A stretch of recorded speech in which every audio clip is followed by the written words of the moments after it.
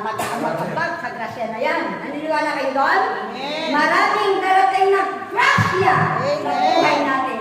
Natunay nga po, nasabi natin sa kabutihan ng Diyos, kaya tayo ay patuloy na naglilingkod sa ganito. Amen? Dahil ang mapatnubay sa bawat isa sa atin, ang kanyang banal na Espiritu. Amen? Amen? Ayan. Naman po natin ang ating buhay ng Panginoon. Nakatingin ako sa aso, parang umihi siya doon. Yan o. Umihi ba? Hindi. Okay.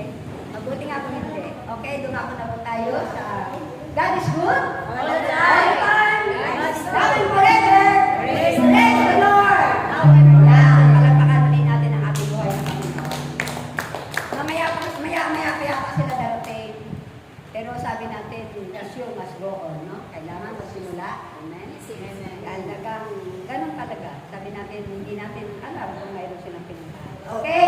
Dumako na po tayo sa unang kapahayagan. Ay, tama?